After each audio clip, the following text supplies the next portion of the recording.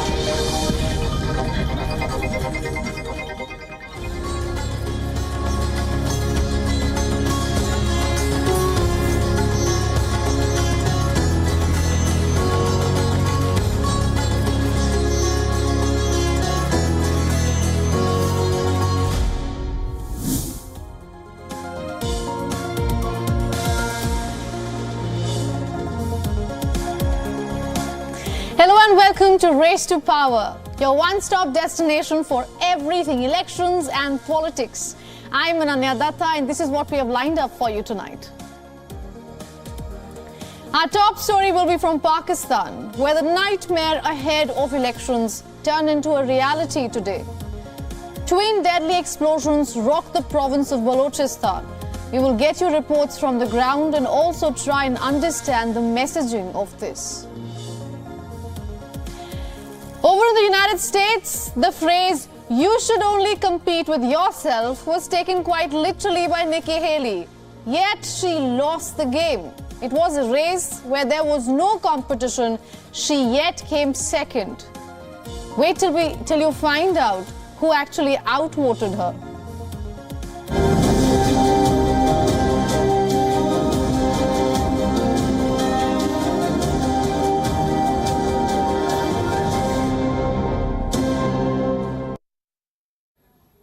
Now, Pakistan is just 12 hours away from 120 million of its voters casting their ballot.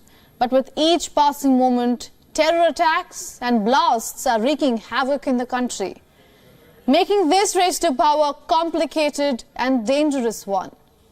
Earlier today, 2 attacks rocked the Balochistan province. At least 27 people have been killed and 40 others were left injured in the twin blasts outside offices of an independent candidate and regional party. The first blast was reported from a place called Qila Safiullah. Next one is from Pishin, just outside of an independent candidate's office. With elections literally hours away, these attacks are being seen as attempts to disrupt the democratic process in the volatile South Asian nation. I got a call from a colleague that a blast took place inside the party camp. I came and I saw everything was destroyed. For God's sake, authorities should protect us, protect our country. Today I lost 18 friends of mine, nearly 70 were wounded. The party office of Jamaat Ulema Islam was the target of the second blast, with local leaders saying that they were discussing campaign activities when a motorbike rider approached the party office. However, party leaders say that they remain undeterred by the incident.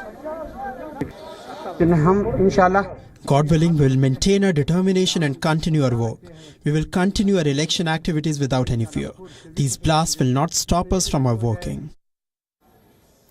Just hours before these blasts, the UN High Commissioner for Human Rights had expressed concerns over the violent incidents ahead of the elections.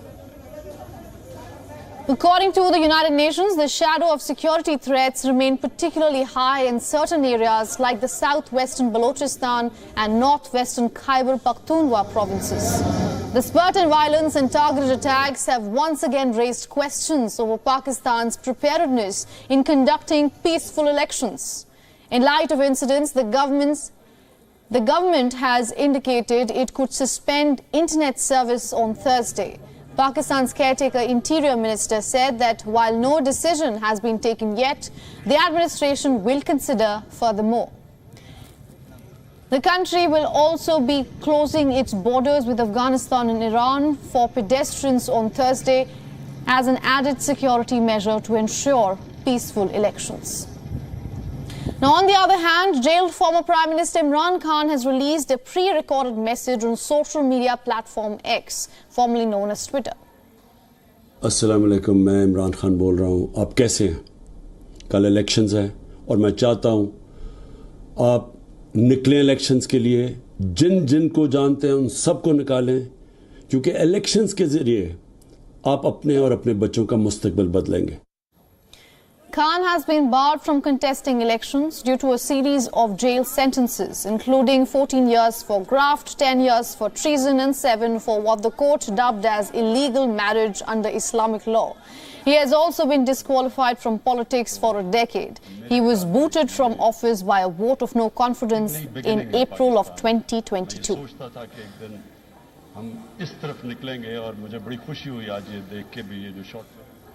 Now for more on this, our Pakistan Bureau Chief is joining us live from Islamabad. Anas Malik, thank you so much for joining us here on WION.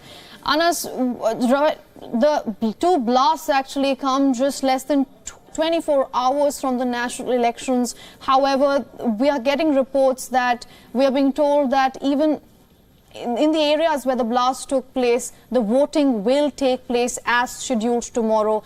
We are also hearing the two borders with Iran and Afghanistan will be shut for pedestrians. All of these are certain measures that, of course, the government is taking to ensure that peaceful voting takes place tomorrow. What more do you have for us?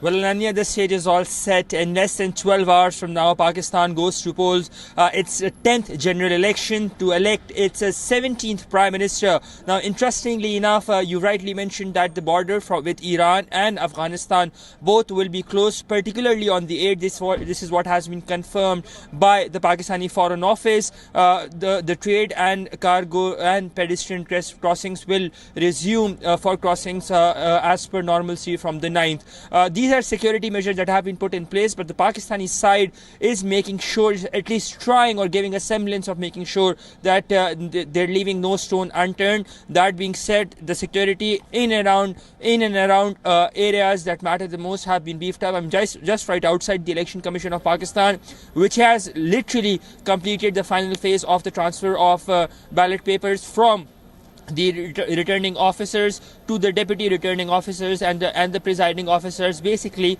to the constituencies. So in about 12 hours from now, from when Pakistan goes to polls, we'd be seeing two things. One, a proactive election commission that is A, monitoring and B, evaluating the situation of the area, and B, a proactive government on the part of the security trying to make sure that no untoward incident or especially a repeat of what we saw on the day of the polling in 2018 doesn't happen. Ananya? Absolutely, Anas. Thank you so much for joining us from Islamabad and getting us all those live updates. Now, to discuss this further, we are also being joined by Reham Khan. He's a journalist, author and political activist joining us live from Lahore. Welcome to the broadcast, ma'am. Hi, Ananya. Hi. It has been an unfortunate day in Pakistan, of course. I was just discussing with my correspondent in Islamabad. It's less than 24 hours from the election day and we see two blasts taking place in Balochistan. I want to ask you, when something like this happens at such a crucial time, what kind of an impact do you think that's going to happen, is going to take place on the voters? Do you predict that voter turnout might get affected because of something like this? Thank you, Ananya. I don't think that the voter turnout is going to be affected because both of the blasts have been in very remote areas. And I think the main voter turnout that is expected to be a game changer, particularly the younger voters, happen to be where I'm sat in Lahore. The three constituencies where everyone's really showing a lot of interest, and these seem to be the key constituencies, happen to be in Lahore. And the reason for that is because the seat of the Punjab government decides where the federal government will go to. So, for example, for the PMLN and for Pakistan People's Party, as well as for the PTI, these three constituencies in Lahore are very, very important in the heartland of Lahore. For Balochistan, it's unfortunate, and it's not very different from 2013 or 2018, where we actually saw quite a lot of blasts again through the election campaign, as well as just before the election date. And that seems to be the case for Balochistan. It's been a pretty unfortunate incident in Bishin. Of course, 14 individuals lost their lives today, and it is disturbing. But I think that for mainland and for the heartland in Lahore, I think there have been adequate security measures being taken place. And I think it's going to be overall a little bit lackluster campaign and a lackluster sort of turnout, but there are hopes that it will liven up a bit by tomorrow morning. Right. Ms. Khan, this year's national election is extremely crucial for Pakistan. I want to ask you this. Whoever comes to power in this year's election, what would be a bigger concern, the economy or security? I think both are interlinked, and I do think that the economy is a major challenge. Many of the poll surveys point to the Pakistan Muslim League Noon under Nawaz Sharif's fourth-time leadership to form a government in the center. Of course, he needs 169 seats to do that. But the economic challenges are huge for Pakistan, for any party that comes into power. The fact that a lot of people in Pakistan have a lot more faith in the Pakistan Muslim League Noon because they are, of course, they've handled this this sort of economic woes in the past as well. So they seem to be the best people for the job. But of course, it isn't going to be an overnight success, whoever comes to power. I think it's going to be a very slow and a very tedious process. And by perhaps the end of 2024, we'll see some stabilizing. As far as the security is concerned, of course, it continues to be a challenge. Balochistan continues to be a challenge for the security forces in any government that comes into power. But Pakistan Muslim League Noon, under the leadership of Mohammad Nawaz Sharif, has actually got a very credible sort of track record of whenever they come into power, it seems to improve the Karachi security situation as well as Balochistan. I must also point out, I was listening to your intro, so just a correction that actually there is going to be internet service throughout Pakistan for the 8th of February, inshallah, and we don't expect this to change. So there are going to be internet campaigning mediums available for all political parties. I would like to be clear as well. As of now, we have no confirmation on it. However, with the sources we are relying on, we are getting to hear that the government will consider it in case the volatile situation, of course, worsens. But so far, thank you so much for joining us, Ms. Khan, and getting us all those insights from Lahore. Thank you, Ananya. All right. Let's focus now. Indian Prime Minister Narendra Modi replied to the motion of thanks to the President's address in the upper house of the Indian Parliament today. Once again, the Prime Minister was heavily critical of the opposition party, Indian National Congress, taking a jibe at Congress leaders. The Prime Minister accused the party for creating divisions, for failing the economy and not doing enough for the poor people of India. आप न सुनने की तैयारी के साथ आए हैं, लेकिन मेरी आवाज को आप दबा नहीं सकते हैं। जनता ने इस आवाज को ताकत दी हुई है। विश्वास पक्का हो गया है कि पार्टी सोच से भी आउटडेटेड हो गई है। Why did you ask me to say Rehan? हमें लोकतंत्र और फेडरलिज्म उस पर प्रवचन दे रही है आदरणीय सभापति जी। जिस कांग्रेस और भाषा के नाम पर देश को बांटने में कोई कसर नहीं छोड़ी। आजादी के बाद भी देश में गुलामी की मानसिकता को किसने बढ़ावा दिया? अगर आप अंग्रेजों से प्रभावित नहीं थे तो अंग्रेजों की बनाई दंड संहिता पिनल कोड आपने क्यों नहीं बदली? कांग्रेस ने ओबीसी को पूरी तरह आरक्षण नहीं दिया, जिसने सामान्य वर्ग के गरीबों को कभी आरक्षण नहीं दिया, जिसने बाबा साहब के बजाय बाबा साहब को भारत रत्न देने योग्य नहीं माना, अपने ही परिवार को भारत रत्न देते रहे। Elections in India are just a few months away and we are already witnessing significant political developments across the country. Let's start with Uttarakhand, where the Assembly has passed the historic Uniform Civil Code Bill, or the UCC. Speaking on the bill, Chief Minister says that the UCC will give right to equality to everyone without any discrimination on matters like marriage, maintenance, inheritance and divorce. The BJP has over the years promised a nationwide uniform civil code in its election manifestos, and this development in Uttarakhand is being seen as a reflection of what's in store. The new law has also triggered a debate over its wide-ranging implications on live-in relationships.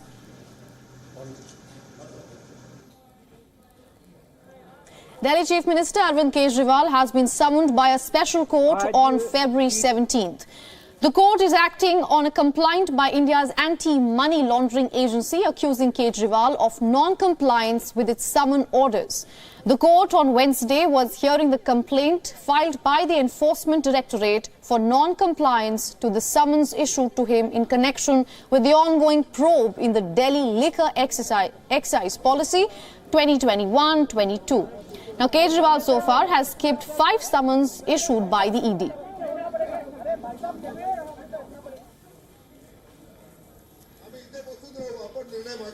The Sharad Pawar faction of the Nationalist Congress Party has been assigned a new name, Nationalist Congress Party Sharad Chandra Pawar, by the Election Commission of India. This a day after the poll body declared the Ajit Pawar camp to be the real NCP. The new names proposed by the Sharad Pawar camp were NCP Sharad Pawar, NCP Sharad Chandra Pawar and NCP Sharad Rao Pawar, while the symbols proposed are banyan tree and rising sun. After losing its clock symbol, the Sharad Pawar camp also staged a protest outside its office today.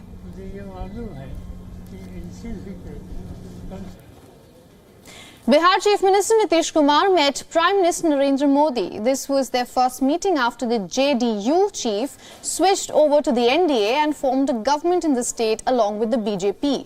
The meeting took place 5 days ahead of the trust vote that Nitish Kumar-led government faces in the Assembly.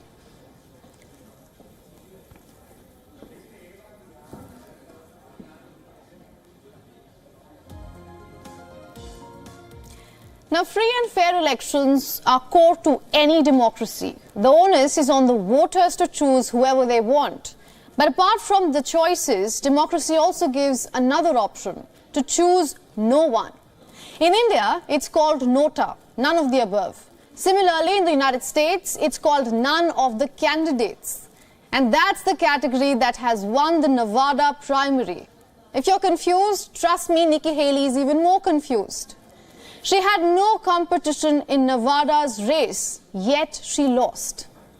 If you look here, Nikki Haley secured 30.8% of the votes. Votes are still being counted, but most of it we have the data on it.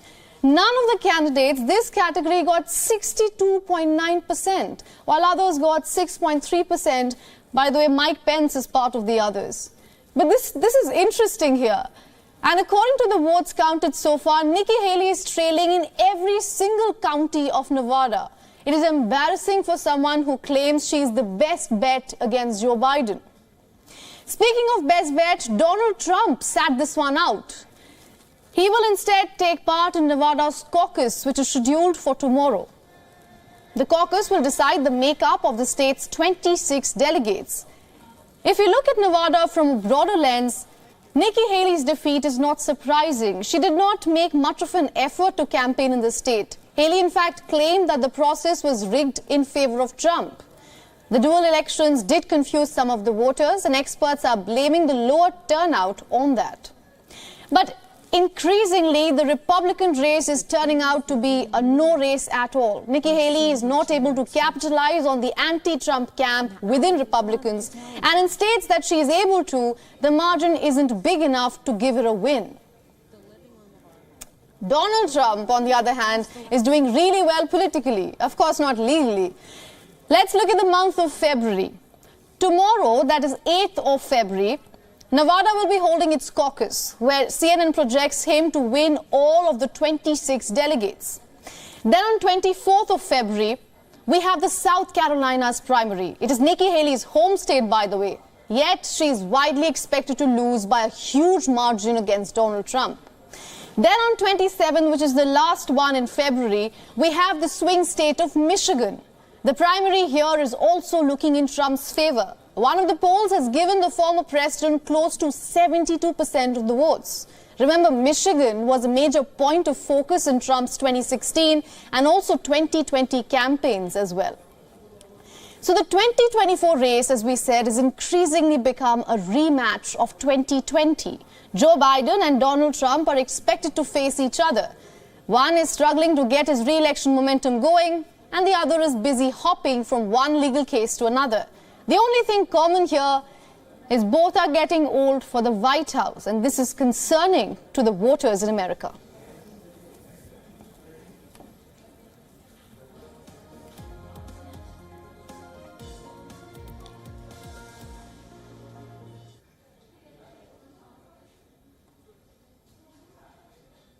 Now, in other news, snap elections are underway in Azerbaijan, months after a conflict in Nagorno-Karabakh brought the Armenian separatist region under Azerbaijan's control. Voters are still queuing up to cast their ballot, but it is widely expected that President Ilham Aliyev would return to power for another 7 years. The elections follow Aliyev's announcement to advance the polls from 2025 to February this year. Observers believe the incumbent president wanted to capitalize on the victory of the recapturing the breakaway region.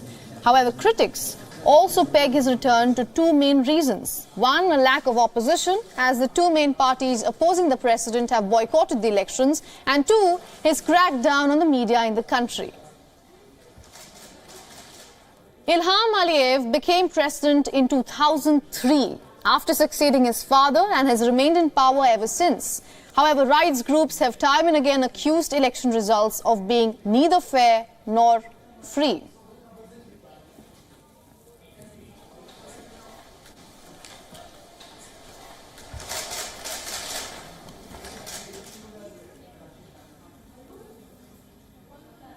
And with that, we are wrapping up this edition of Race to Power. Thanks for watching with me, Ananya Datta.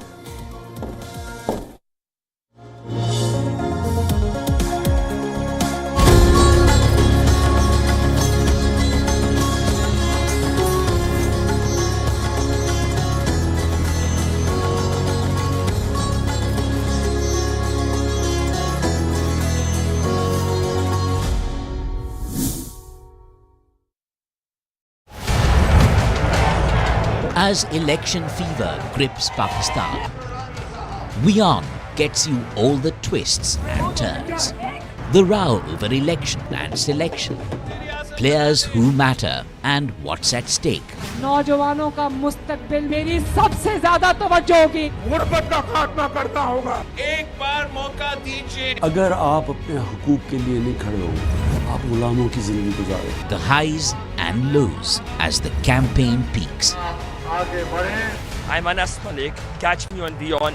Bring all the latest updates and developments from ground zero. Who will emerge as Pakistan's next leader? We are one, you and I. Burning in the sun. Rising in the rain. One in celebration. One in pain. One in a tragedy. One for our rights. One in search of hope. One in our fights.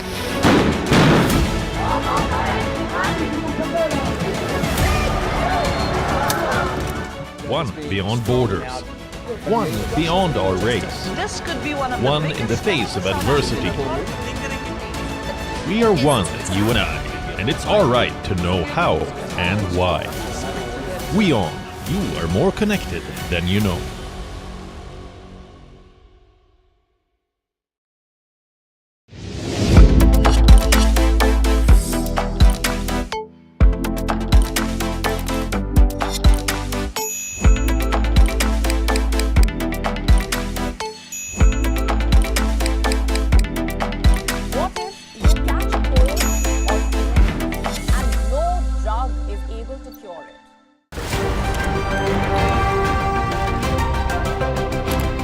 Ready to dive into your daily dose of news?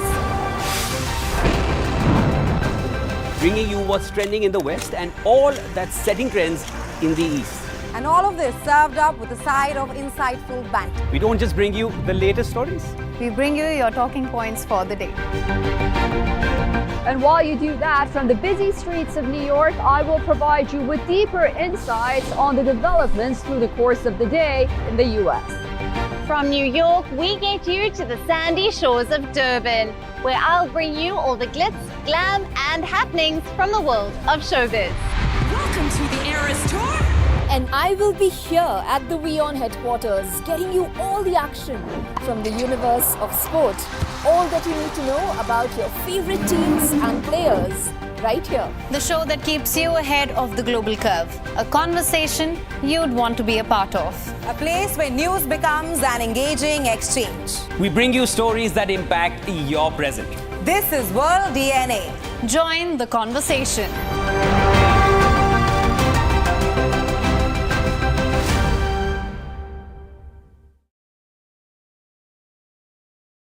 WION, India's global voice. The channel that brings you the biggest stories from across the world through India's lens. Now available in more than 190 countries worldwide. Because we believe that the world is one. Watch us in Africa, Europe, USA and Canada, South America, Asia Pacific, Middle East and North African regions. Also available on these digital platforms across the world. WION. World is one. WION Health Resort is unique, the only one of its kind. Experience the 4 paths of natural wellness: yoga, Ayurveda, acupuncture, and naturopathy. Each uniquely customized program improves the whole person to make every person whole. Come to WION Health Resort. Make your reservation at yowon.com. In 1979, 2 batchmates from CMTI teamed up with their mentor to create a small engineering design bureau.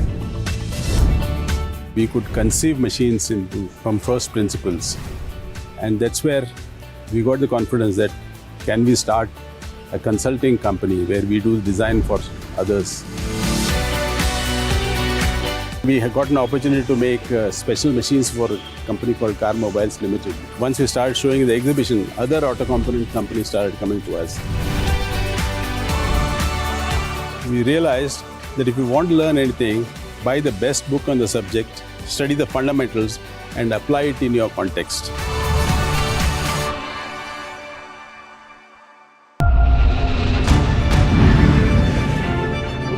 I'm Vikram Chandra, and join me on WION with 2 weekly shows that will keep you informed. This World, a show that wraps the world's biggest global stories and brings you up close with the biggest newsmakers. This World is coming to you from London, from in front of the White House in Washington, D.C., from one of the most magical sites that I think I have ever been at. It's completely feasible for India to become one of the world leaders in AI within the next decade or so. The search for life in the universe is one of the greatest quests of all time. And a show that aims to bring the India story to the world. We help you understand global developments from an Indian perspective. We are developing the road infrastructure. In the end of 24, it will be equivalent to the road infrastructure of USA. We have put up airports which were obliterated from the civil aviation map almost 50 years ago. जो भी मेरे competitors हैं उनके साथ हमारा सभी का आपस में एक अच्छा रिलेशन भी है, हम एक दूसरे को हमेशा पुश करते हैं अंदर खेलते टाइम भी. I'm Vikram Chandra and this is WION World is One, taking India's voice to the world.